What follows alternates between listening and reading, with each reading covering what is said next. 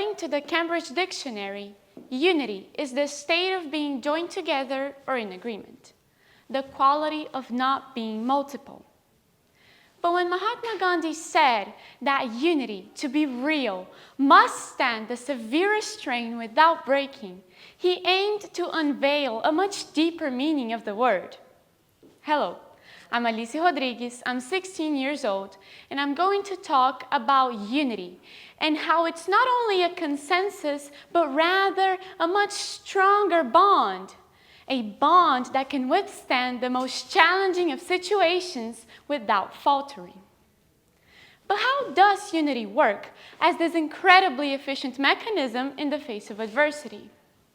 To understand that, it's important to know how it was built into society in the first place.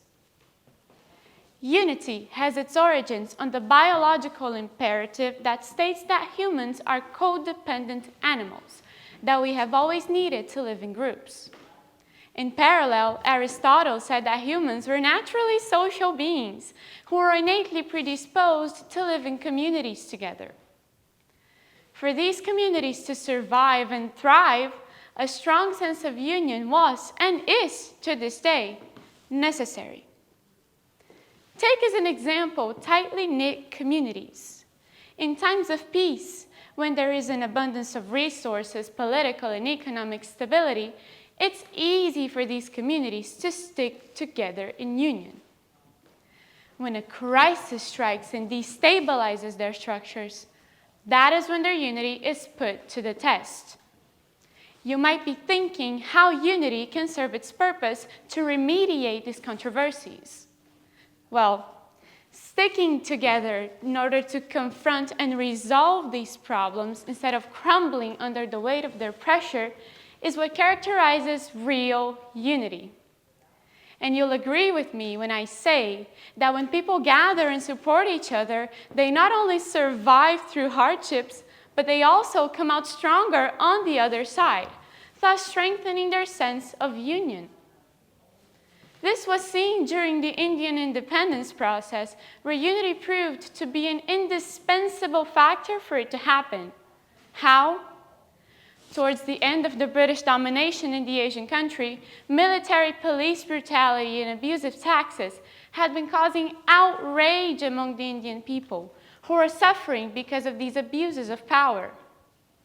In the face of such problems, Gandhi, who was later recognized as a driving force on the Indian independence struggle, decided to start a series of non-violent protests, such as the Salt Satyagraha movement.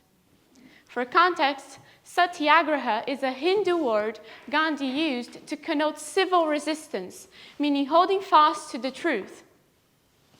The Salt Satyagraha movement was a campaign that lasted between 1930 and 1931, and it encouraged people to produce their own illegal salt, with the means of going against the salt tax and increased military spending. Ultimately, this campaign failed to directly achieve the country's independence, but it inspired Indian people, widening their outlook on their country and strengthening their sense of union. When India finally achieved its independence on August 1947, many Indian people looked back on the Salt Satyagraha movement as a turning point on their independence process.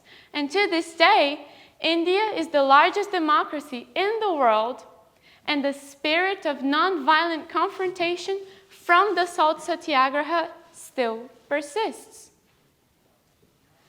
As I alluded to before, unity, when built to be vigorous and resilient, like it was in India's independence, lifts people's spirits, encourages them to stand up in the face of oppression and fight for what they believe in. Finally, real unity is a concept that's built on a foundation of mutual trust, respect, empathy, and shared values. For it to persist, a strong commitment from all the parties involved must be made, bearing in mind that unity, it's not something organic. It's something that needs to be cultivated and nourished by those who are engaged in it. In the final analysis, it's concluded that unity will be tested by multiple strains. but it will ultimately endure, adapt, and persevere through mutual collaboration and shared goals. Thank you. Thank you, Alice. Okay, some questions.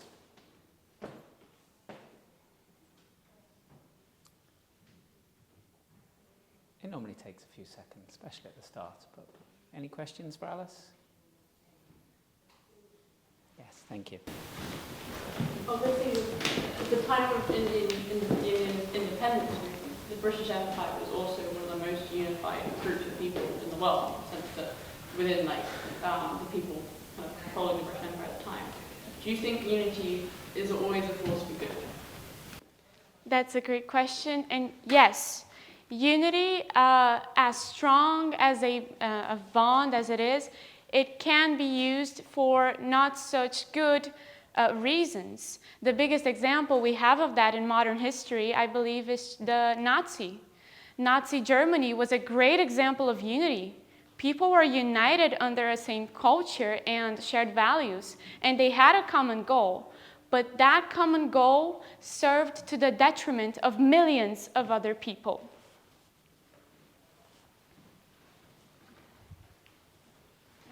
Next question.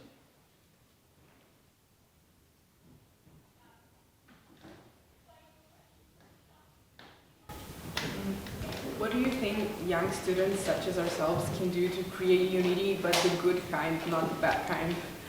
I love that question. Well, I believe that us, as the next generation that's gonna, control the world, we need unity. And the way that we can work together to create it is to understand that while we may have our differences in culture and values, we strive together to create a better life for every single human on this earth. That is a common goal, and it's something that to work towards we need unity. And I think that having that objective in mind is one of the best things that can serve to the creation and the enrichment of this union. Another question?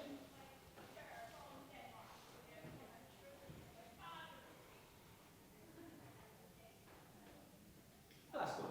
Oh no, we've got one. Brilliant. The question I want to ask is that you mentioned about Gandhi's movement and that we are here for public speaking. So do you think words are more powerful and just be there is more powerful? Thank you. Well, I believe that while words can be very powerful, and they are, it's the actions that really matter. You can combine these two. Gandhi is a great example of that.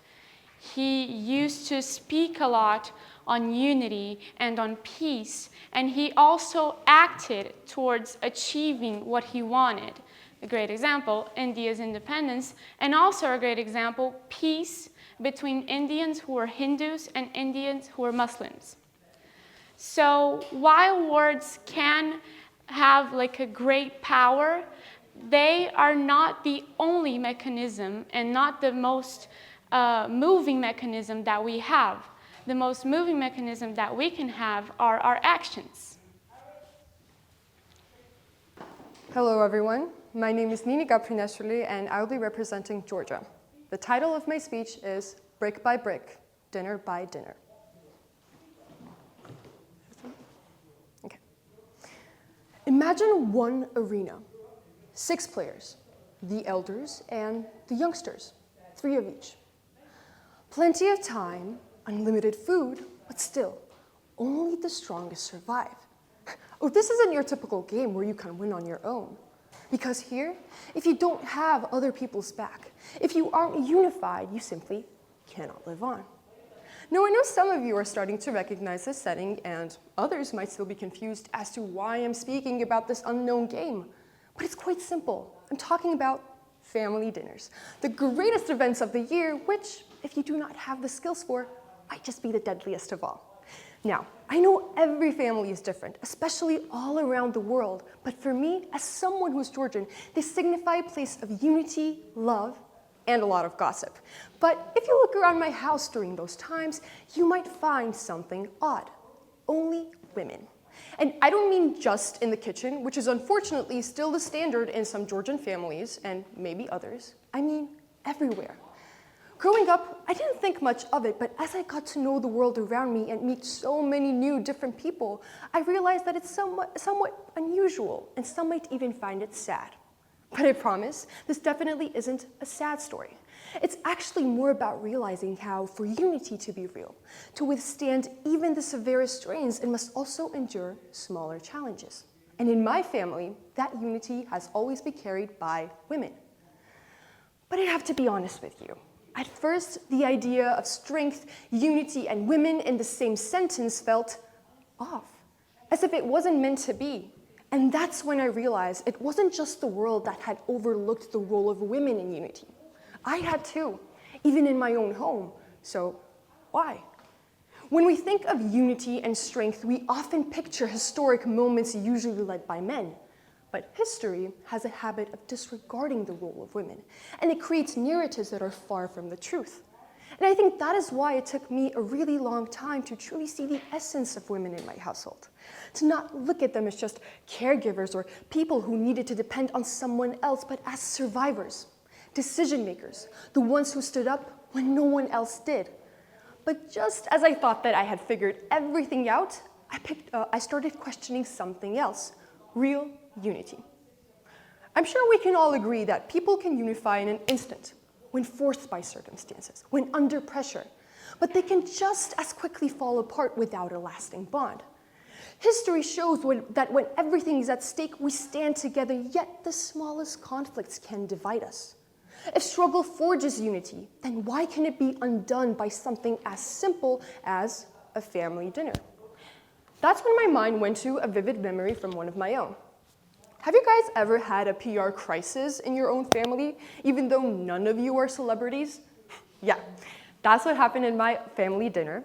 Basically, a very silly looking picture of one of my grandmothers got posted online accidentally, but my sister and I were the most likely culprits. And this caused a huge ruckus in my family, to the point where I felt like we would not just be banned from the family dinner arena, but be erased from the family tree forever. All that unity, all that shared blood wiped away because of some accidentally posted picture. Well, I'm sure you're all wondering how the story ended. Don't worry, my sister and I are still invited to the family dinners, for now. But this moment, as silly as it was and as over-exaggerating as it may seem, made me appreciate something deeper. The women in my family, despite generations of stereotypes holding them back, managed to forge real unity. So how did they do it? Turns out, real unity isn't just about historic struggles and grand gestures, and it isn't born from crisis alone. It needs to be built brick by brick, dinner by dinner. And sure, they may be the first to judge, the first to argue, to overreact, and stop talking to me over an accidentally posted picture, but they're also the first ones to forgive, to stand together, and to remind me that unity isn't just about avoiding conflict. It's about going through it together. And finally, by not falling apart over trivial things, they managed to make this bond even deeper. A bond that isn't just created for the family dinner arena, but exists outside of the game. Because unity that crumbles under small pressures won't survive the real trials to come. But unity that endures them, that's the kind that lasts. And that's the kind that exists in my family because of women and lots of family dinners. Thank you.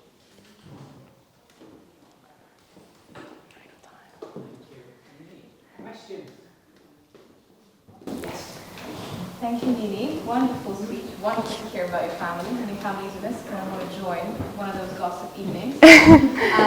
Yes, so you talked about how just a simple comment can erase the whole family history, and I feel like there's definitely a culture of cancellation that is running right, I believe, in our society, and we all have like rogue family members that we disinvite from our family dinners.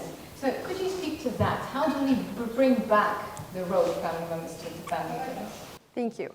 So obviously, there are moments where family members divide and part ways because of some stupid reasons, or rather very substantial and fundamental reasons.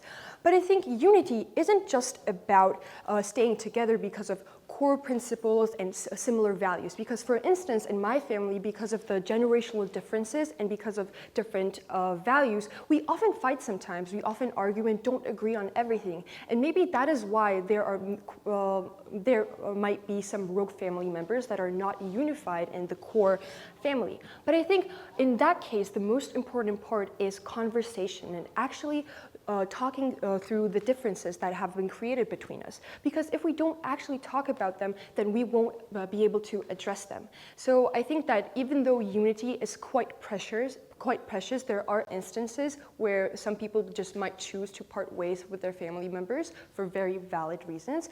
But if it's if it's over something stupid, I mean, for example, like a posted picture like online, then maybe the most important thing is conversation. Because in my case, that's what actually helped us, because we talked through it and we actually explained what the circumstances were. So thank you. Thank you. Next question.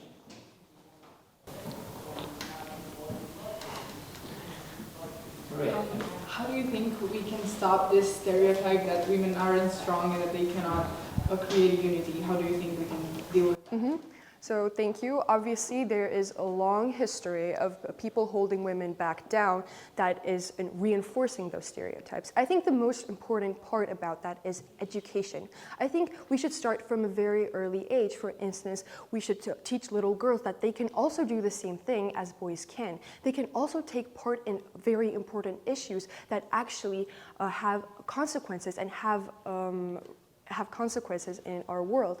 And I think that is why we should also teach little boys that, hey, women and men are equal and they must get the same opportunity. So I think it's not just about educating women, it's also about educating men. So it's kind of like a double standard, and I think it should be reinforced from a very early age. Thank you. One more question. Great speech. I'm reminded by your speech that someone says that to keep some kind of unity, sometimes we need to make compromises. And what do you think when our personal interests or personal feelings have conflict with unity? What should we do? That is a very interesting question, because obviously there are times where we feel like we have to compromise our own personal values, our own personal opinions, just to feel united. In that case, I think the best thing to do is to find balance and the silver lining. Obviously, this is very hard. Everybody struggles with it. Even I do sometimes at my own family dinners when we talk about political things, when we talk about certain issues that are very popular in our society. And obviously we won't agree to them. But in that moment, I try to remember that my core principles are so strong and so fundamental that I can also, have a talk with other person without being persuaded. So I think in that moment, I think the most important thing is to stay true to your values and find the silver lining of where unity and personal values kind of divide. Thank you. Hello, my name is Stephanie Keregi from Uganda, and my speech is titled, "To Burn is to Heal."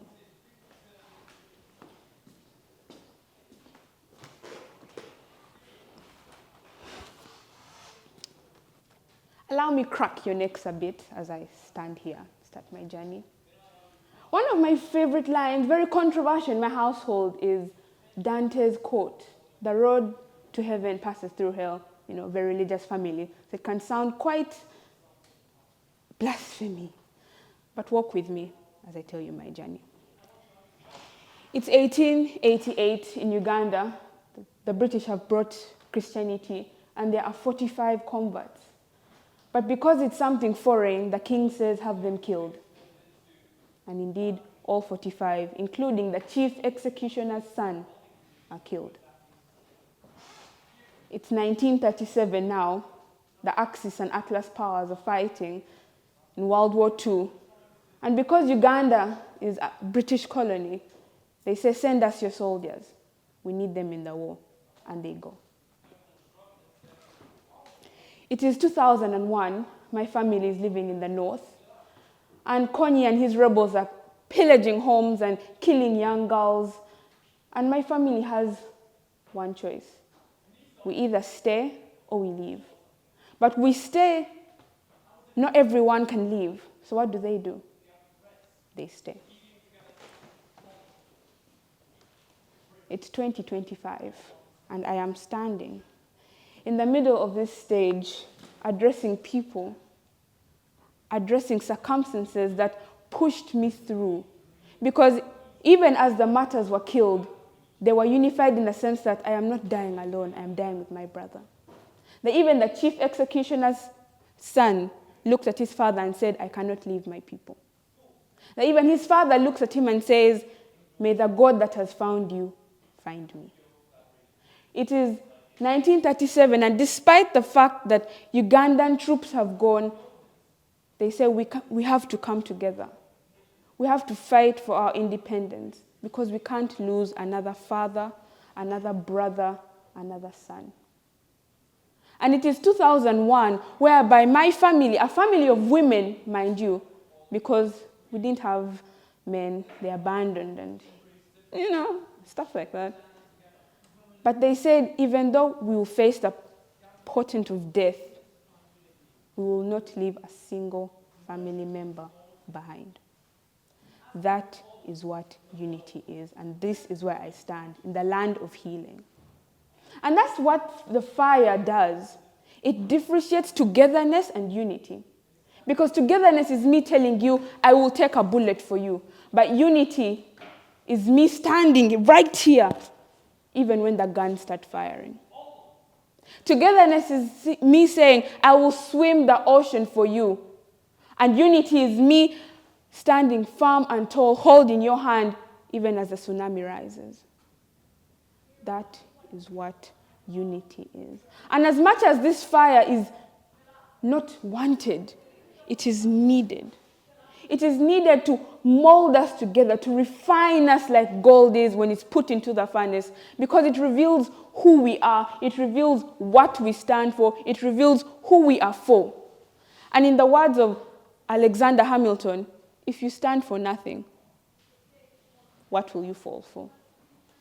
It has us knowing that this is the family that I have built, blood or water. I will fall with them, that when the guns start firing, when the fire starts raging, here I am, holding your hand. Because at the end of the day, we're humans. Humans who need someone to walk with, someone to guide. As so many people have said, social creatures, but it runs deeper than that. You know one thing I like, that famous saying, blood is thicker than water? I like it for its incomplete nature. For people say that, not understanding what it is, but when you have it, it says the blood of the covenant is thicker than the womb of the water. What does that mean? That who I will stand for, it doesn't matter whether we're related or not, I will be with you. So before I leave this stage, I want to give you the full title of my speech. To burn is to heal. But to burn away the pain, to burn away the fear, to burn away the pride, to burn away the prejudice. I want to stand next to you as I say this. Is to heal, knowing that everywhere around you, everywhere you look, there is family, there is a brother. There is someone you can trust and rely on. In Africa, we have a pot. Now, this pot is where you keep the meat, basically the goods. But you can't get that meat when your hand is like this. So what do? You bring your fingers together, you put your hand in the pot, and you grab the meat. And that is why the symbol of power, it's not this, it's this. Thank you. Thank you, Stephanie. Questions for Stephanie?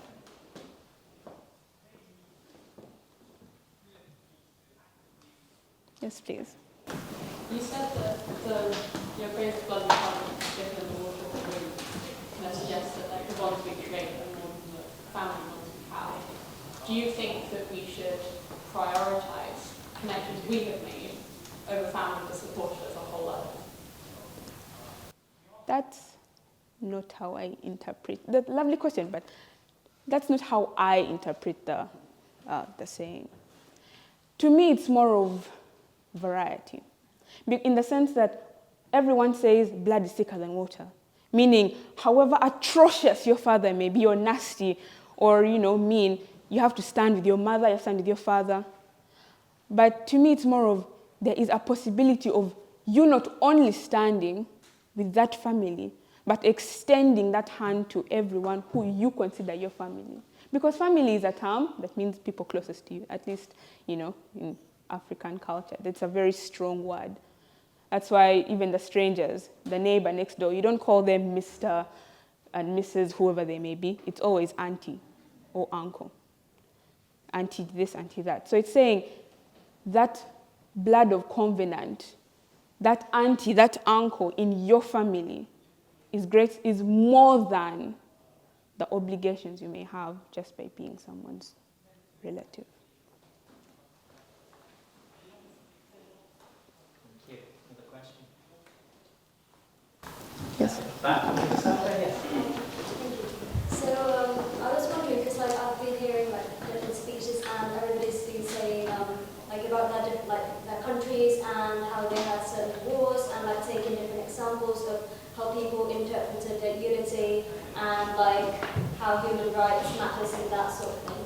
So I was wondering, so yes, we do understand different wars happen, people invade certain countries and stuff, but aren't we supposed to understand that from the past and develop as a world for the future? But I don't I'm pretty sure you don't see that happening as well. I mean, I don't, because there are certain stuff going on in the world at this moment. So why do you think that is the case? Could you rephrase your question a bit so I can fully understand it? I don't want to. Yeah. Yeah. So there were different wars in the past, yes. for example, world wars or even civil wars within countries. Mm-hmm. So yes, that had happened in the past, and we as a world have seen them and identified the detrimental stuff that happened. So why are things like that still going on if we are so concerned about unity and bonding and all that? Okay, lovely question.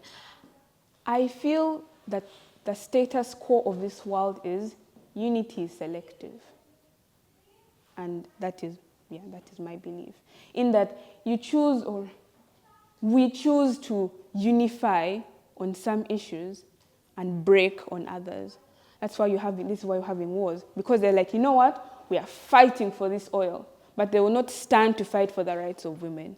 And that's an issue.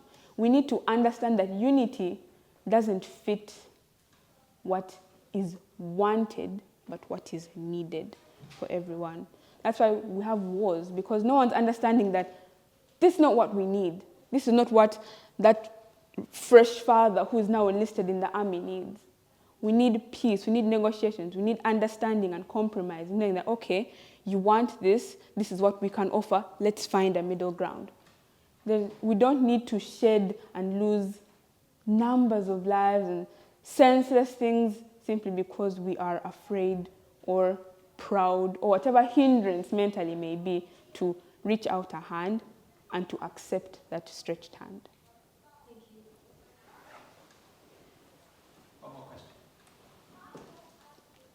Yes? Stephanie, really powerful speech. Thank you very much for this. To burn is to heal. And you gave really powerful imagery of how fire can burn away the fears, burn away the doubt. How do you not burn yourself out to the very last drop and stay empathetic?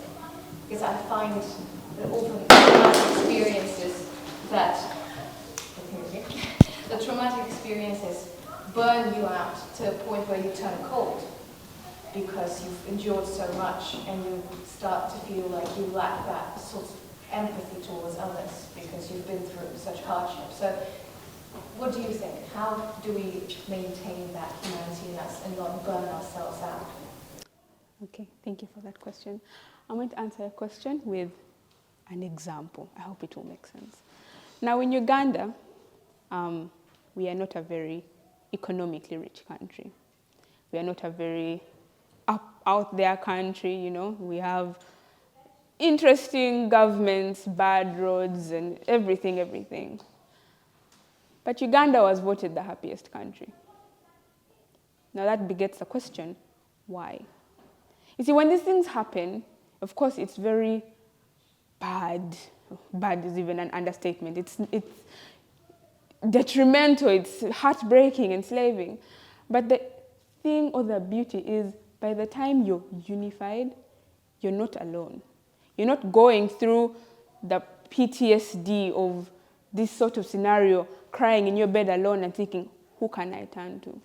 It's more of, you know, someone's there to hold, be like, okay, you've gone through that, it's bad, but let's focus on the bright world we are building, we have built, and we are yet to build. That's why even despite Uganda's status as is, we are very happy people, whereby the poor smile more than the rich, or, you know, people in divorced homes make the most jokes. It doesn't, yes, it does matter, but it doesn't matter to the point that you should kill yourself over the bad, yet there's so much love around you, so much happiness, so much potential to be more than you are or than is right now. I think it's more of a mindset. Yes, it's bad. Yes, there is a chance that you will not recover, but there is a chance that you can. And even if there are 1,000 possibilities saying you can't, and that one possibility saying you can, why wouldn't you take the one? Hello everyone, my name is Navridi Sundaresan. I'm representing Mauritius, and my title is Blood Thicker Than Water? We've all heard it growing up. Family comes first. That no matter what happens, you should stand by your blood relatives and they will stand by you. That family is the one thing in life that is unbreakable. This may be true. There are families whose siblings are each other's greatest protectors, parents who sacrifice everything for their children, grandparents who hold generations together with nothing but love and patience. When family as a unit is strong, it is one of the most unshakable forces in the world. And that's why the saying goes, blood is thicker than water. But is it? The real saying isn't actually about family or friends. In fact, it comes from an older phrase. The blood of the covenant is thicker than the water of the womb. Simply stated, this means that the bonds that we choose are stronger than the bonds that we inherit. And if we look at history, at the world around us, even within our own lives, we see this truth everywhere. My dear audience, think about the 5 most important people in your life right now, the ones that you turn to in your darkest hours. How many of them are simply with you by blood, and how many by choice? When my grandfather passed away as an expatriate living in Oman for over 35 years, it was an arduous task for my father and my grandmother to reach him in time and abide by his wishes to have his funeral there, neither of them knowing how to conduct a Hindu funeral in a Middle Eastern country. Some family called, some said they'd figure things out, but no one took action. That's when my dad's school friends, the ones living in Oman, came together. Without hesitation, quietly, respectfully, they made sure my grandfather's wishes were honored. They helped carry that weight so my dad didn't have to carry it alone. And that day is when I learned something nobody wants to tell you growing up. Family doesn't always show up. Sometimes it's the bonds you've built and the friends you've made that become the ones you can truly count on. According to Simon Sinek, an American leadership guru, when the US Navy SEALs are choosing candidates for SEAL Team 6, their most elite unit, they look for the most trustworthy. In their matrix of performance versus trust, they would choose a trustworthy person with slightly low performance over a high performer with low trust every single time. When things get hard for them, when their lives are on the line, what they need to save them is the one who won't abandon them in the bloodshed of the battlefield. The blood of the covenant is thicker than the water of the womb. Think about communities that rise from the despair of disaster. After an earthquake, a wildfire, a tsunami, strangers step in. They dig through the rubble, they rebuild homes, share food, not because they have to, but because they choose to. That's what resonates as a real bond. Real bonds, whether in family, friendship, or any relationship, aren't about where we come from. It's about who we stand with and who stands with us when everything falls apart. In the words of Mario Puzo, known for his bestseller, The Godfather, I'm sure you've all heard of it, the strength of a family, like the strength of an army, lies in its loyalty to each other. So maybe the real question we need to ask ourselves is, who can I truly count on when things get tough? Be they family or friends, blood or water. Thank you, ladies and gentlemen. Thank you. Questions for the meeting?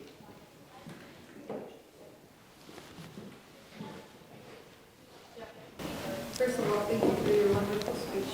You mentioned how chosen family can sometimes be more valuable to you than your real family, and I was wondering whether that is more tested in very hard moments rather than in everyday lives, because obviously loyalty is something that is mostly tested in crisis.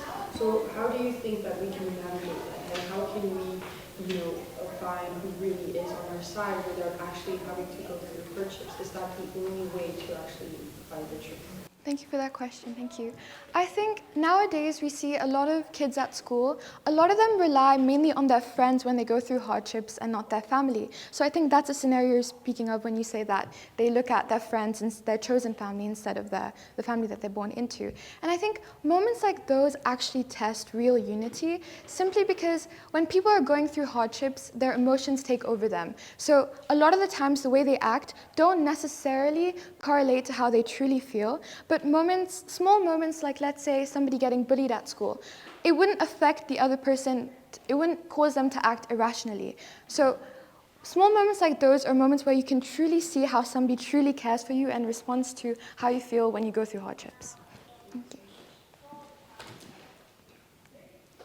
Excellent.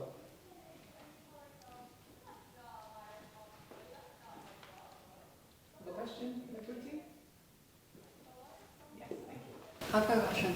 Well, sometimes the interest of the common good might contradict with the interest of the small family. So when this occurs to you, how do you balance between the two different groups that you truly love both? Thank you. I think what's most important is we look at unity on the larger scale, but I think in moments like those, it's important to look at unity within yourself. What are your morals? What are your true values, right? Because a lot of the time, especially with peer pressure nowadays, we tend to do things in the best interest of others. But in moments like those, it's important to see what you truly want to do and what's best in your sense of the outcome. Thank you. Thank you. Another one?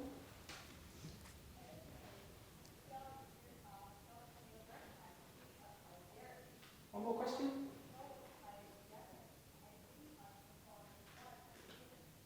Thank you. Do you think it is immoral to disregard your familial commitments in being with your easier for your life? Thank you.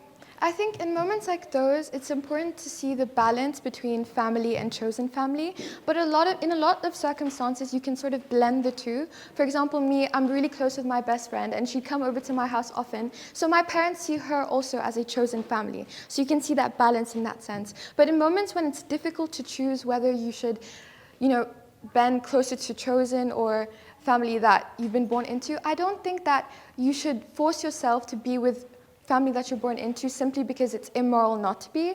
Because I think it's important in life that you look for the best interest of yourself as well. Because if you're in a situation where it's not safe to be within your born into family, like in a lot of cases where parents abuse their children, it's important to look at the people who truly care about your well-being rather than thinking about how you could be good for other people.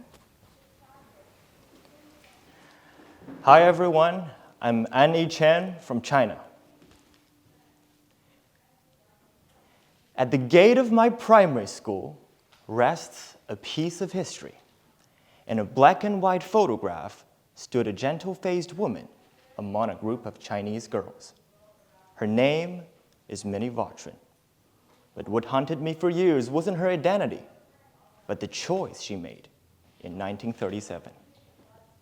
That year, Nanjing, China's then capital, was invaded by Japanese troops.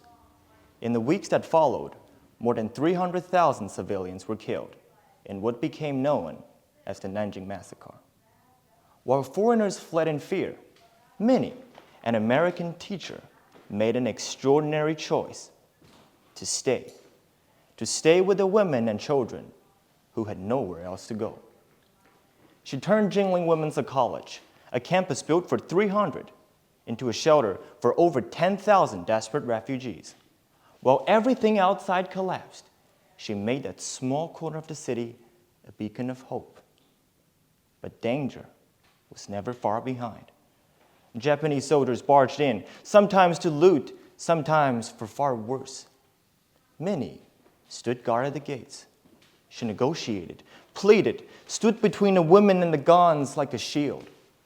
She was slapped, shoved, stared down the blades of bayonets and the barrels of rifles. But still, she stayed. She wrote in her diary, "There probably is no crime that has not been committed in the city today. The burden is too heavy. I can't go on." And yet, she did. She stood alone, but she also stood for many.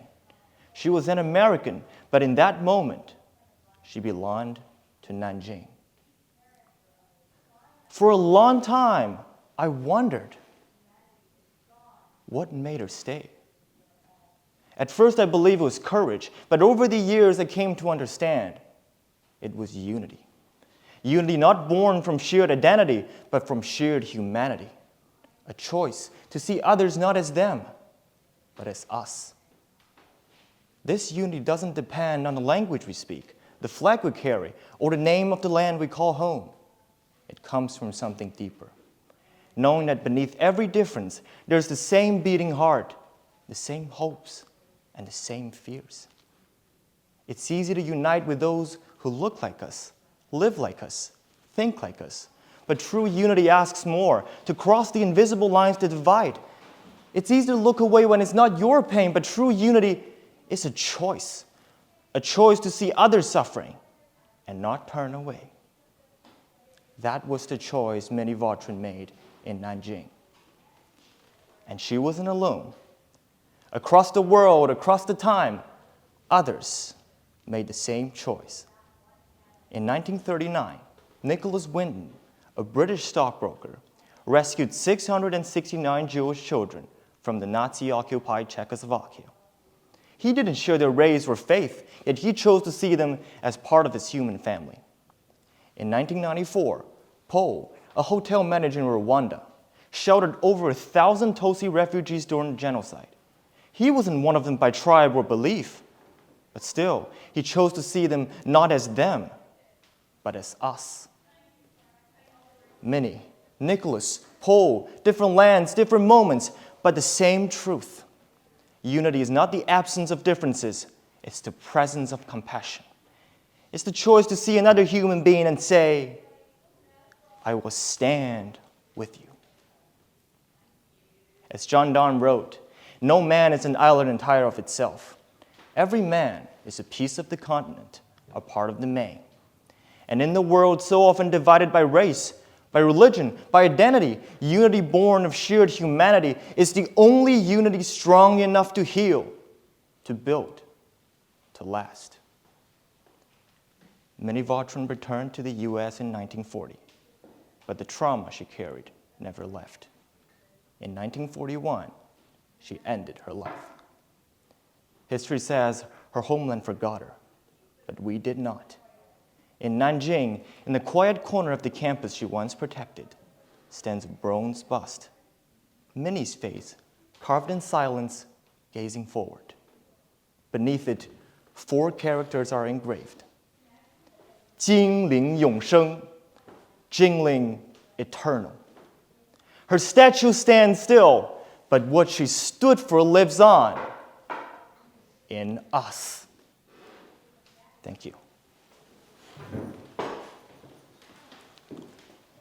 Thank you, Annie. Question?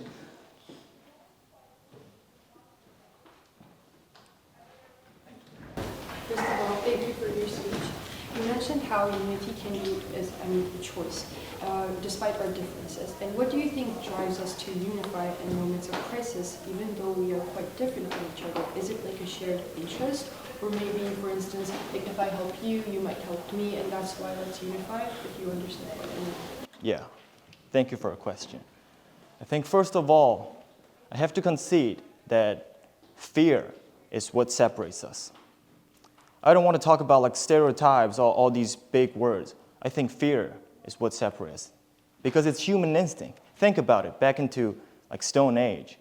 Only there's no Wi-Fi, no TV, no phones, only you and a big angry bear.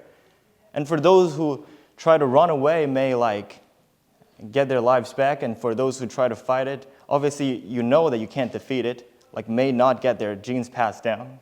And I'm not here to talk about science, but it's said by Darwin. But the true thing is that in the face of crisis, we have this fear, and that is what makes us human. As for your question, I think I'd like to answer from Minnie Vautrin's story. Because at the very first moment, she was a teacher, and she wanted to save her students. And that was the first part. And then it was like a ripple. She stood at the gates. She saw these desperate women and girls, and they were the same afraid, just like her students, just like all of these girls. So she chose to move out another step, and it's step by step.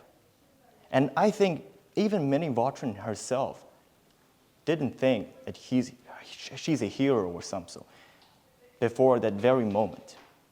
So I think it's just a very small step, and this small step becomes bigger, bigger, and bigger. Thank you. Another question?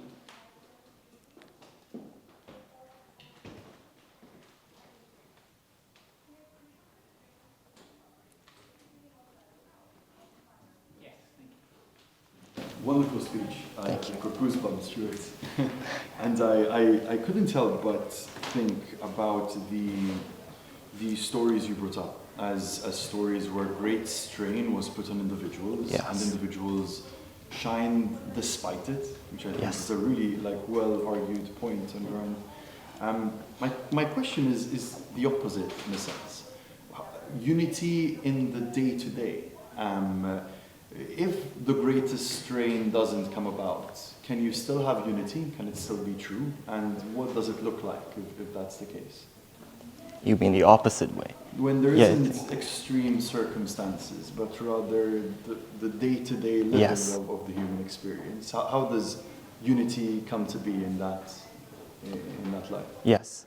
To answer your question, I would like to talk about 2 stories. The first story is about the IPSC. I think this is a really day-to-day life. And I would like to use the story of Annie, like she's from Georgia. I'm ashamed to say that because before I came here, I have no idea that Georgia is a country. Instead, I only know the state of Georgia in the United States. And after I saw her, during the country presentation, beautiful custom and all these delicious sweets. And I knew that one day, if I saw someone like on Instagram that is in crisis from Georgia, I immediately thought of the girl I met here in London. And for the second story is about Nicholas Winton, which I think is a perfect person to mention, especially in UK, because he's a UK stockbroker. He saved all these about 700 desperate refugees in Czechoslovakia, and he didn't ever mention this thing even to his wife until one day her wife found an old album in the attic. And then the whole story is well known to the world. And then there's a television program, which is, of course, a day-to-day thing. And they invited Nicholas Winton. She didn't want to come here, so they used kind of a trick to trick him, to cheat him, like to be there. And in that very room, just like this, a small room, everyone sitting around him was the kids he saved. And the hostess says, if some of them are saved by Nicholas Winton, please stand up. And everybody stood up. And Nicholas Winton just stood there in silence, tears streaming down the face, and tried to wipe the tears. And I think that very moment is the most powerful moment than anything. So I would like to say, even the day-to-day connections, day-to-day moments are sometimes even more powerful than unity in the strings. Thank you. Thank you, Annie. Hi, my name is Yasmin. I'm from Malta, and the title of my speech is Friend or Foe.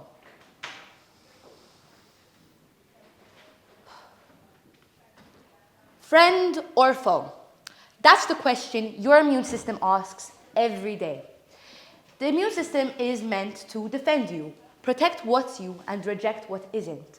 But sometimes it gets confused. And so it attacks everything. Your skin, your joints, your organs, even things that are meant to keep you alive. That's called an autoimmune response, when the system that's meant to be protecting you ends up destroying itself instead. Couldn't the same be said about unity? We love this idea of standing together, but what happens when we don't know who we're standing with, or even what we're standing for? What if we are so obsessed with this idea for defending something that we end up destroying ourselves instead? I used to think that unity meant strength. But what if this strength is just a disguise for self-destruction? I'm going to be telling you something a bit personal now, because there are mornings where I wake up angry at myself for the things I didn't say and the space I was too scared to take, for replaying conversations in my head like court cases. Now I can assure you that all the overthinking in the world at 16 doesn't stop your mind from turning against itself. Now, it starts making you question your choices, your worth, your value, your morale. Now, with all that being said, I have to think about it, because who hasn't questioned themselves? If you've never had any self-doubt before, I truly envy you, because I definitely don't. Even though that's how it seems, and that's how I like to be portrayed, that I don't question myself, it's the truth. And it's not because the truth is because that's how I've learned to be seen. On the outside, everything's okay. I'm composed, except for when I'm watching Romeo and Juliet. My ESU friends can tell you otherwise. Bawling. Lovely show. I'm capable. Loud, even, clearly. But underneath all that, it's static. It's a radiation you can't switch off, even if you tried. And believe me, I tried. But still, I show up. I still try to show up, even when it's hard in the morning, because I didn't do my homework. And I go to school. Because surviving isn't about being loud. It's not dramatic or defiant. It's just about finding out those voices that you are willing to fight for and confronting them, finding out what those are. From the country I come from, which is Malta, it's a teeny, tiny rock. Everybody knows anybody. I'd be walking through a street, that's my cousin, that's probably my fourth cousin. We're all related. Now, Malta's no stranger to pressure. We're forged by history and we're shaped by survival. We've been through occupation, through war, through sieges, colonization, the British, sorry. But the deepest wounds, the deepest fractures, and the most hurtful bonds haven't come from external countries, they came from within. In 2017, Daphne Caruana Galizia, a mother of 3, was assassinated for exposing corruption. She was assassinated because she wanted to bring truth to people's corruption. She held unity in the form of accountability. What happened? It exploded. Because she ended up assassinated for trying to bring these people to justice, for trying to show light on the truth. And what did we do? We shattered because we don't know how to form and how to react to all of this. Why must we have to go through all of this just because we don't know how to deal with the truth? And that's why I believe that unity doesn't come from external factors. I believe it comes from within. Look in a mirror and ask yourself, the person in front of me, what are the morals? What are your intentions? What do you want to do? If there is any kind of strength within that, that's something. That is the strength you should be holding on to. Because that's the person that's going to last with you through and throughout. If unity were easy, we'd all be holding hands, singing Kumbaya by now. But realistically, that's not true. We contradict, we clash, because we all have voices shouting to be heard. And unity doesn't come from removing those voices, it comes from expressing them and showing which ones are worth listening to. So, if you ask me to show you what strength is, I won't be pointing to a monument, I won't be pointing to a handshake, I will be pointing to someone who's still there, still healing, still choosing not to disappear, because that's not the unity that we're taught to see it as, but it might just be the kind that lasts. Thank you. Thank you, Yasmin. Thank you. Question?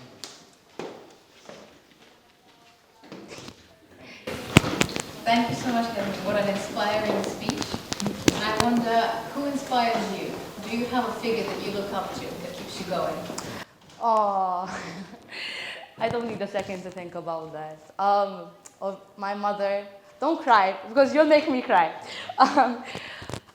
My mother had me at a very early age. She had me at 18, and, she gave up everything to have me. And she worked very, very hard to get me to where I am now. She believed in me when others didn't, and she always told me to keep going and to believe in my dreams. And even when she's hard on me, I know that she just really cares. She's been my role model for years, and when someone says, "Oh, you really remind me of your mother," I say thank you, because she's the woman I aspire to be. Sorry, I'm sorry, I got emotional, but yes, I love my mom. Thank you, Mom. Thank you. Next question. You're an amazing mother too. Ian Love says amazing things. Can we get another question for Yasmin? Thank you. Hi, first of all, thank you for your wonderful speech. And you mentioned at the end how instead of suppressing our opinions, we should actually express them, and we should judge which opinions are worth listening to. Do you think it will be hard at some point to actually judge and kind of choose which opinions are worth it? Because obviously everybody has their own opinions, and they always want to put their own input. So what do you think could be like a factor that could differentiate all of those opinions from one another? Thank you so much for your question, and thank you for your question as well. I don't know if I said thank you. I think the core fundamental of my thought process through my speech is that internally, internally, we all have our own opinions. And, okay, thank you, sorry. We all have our own opinions, and I think that the real unity starts from within. So it's not by hearing someone else's opinions, because we will always beg to differ. You will always have something different to say to what I have to say. So the unity that I aspire to look for comes from myself. So comes from that believing my own opinion and then listening to yours and then trying to find a way to move forward by by forging them together in order to move forward. But in order to be able to move forward, you have to at one point form your own opinion. And that is the unity from within you, and that's the unity from within me. So the first step of unity maybe isn't by countries coming together. It's about you wanting to be the real you. Thank you so much. Thank you. We got one more question? Can I? Oh, thank you. Thank you for, I love the fact that you, at the start you said about, autoimmune, all those, immunity and all that. But I wanted to ask you, so for someone who has, a very low threshold level in, facing certain situations, let's say, so how do you think that type of person, faces difficult situations and still maintains bonds with the people around them? Okay. Ooh. So just to make sure that I got it completely right and I answer everything, you're asking how, even with external factors, can a person move forward with their own unity?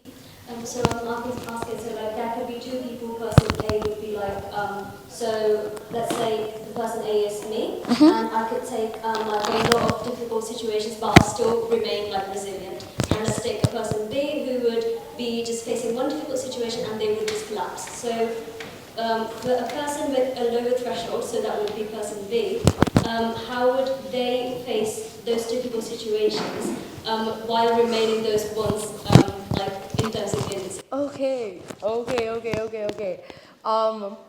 Have you watched Avatar: The Last Airbender? Oh, okay. It's okay. I'll round back to that for the people who have. Ultimately, we're always being told what to wear, what to care about. The people we should be. So person A, so good for you, that's person A, managed to overcome these kinds of questions. They've managed to answer them for themselves, and they know who they are. Now, person B hasn't been exposed to the same kind of lighting, so they need to push through. Now, in order for them to push through, they have to have the mindset and the ability to want to push through, because nothing's going to come from nothing. Uncle Iroh, so the Avatar thing, said that if you look for light, you will often find it. But if you look for darkness, that's all you will ever see. And for me, that's a big. If I didn't get anything from Avatar: The Last Airbender, it was definitely that. Even through the worst of situations, I would always try to look for the light, and the person B should also as well. And the way I thought about the speech of unity and stuff like that was the philosophy of Stoicism. Even though you have a lot of things always coming at you, difficult times, and everyone's been through difficult times realistically, you still persevere and fight through that and be true to yourself, because yourself is all you will ever kind of have. If that makes sense. Thank you so much.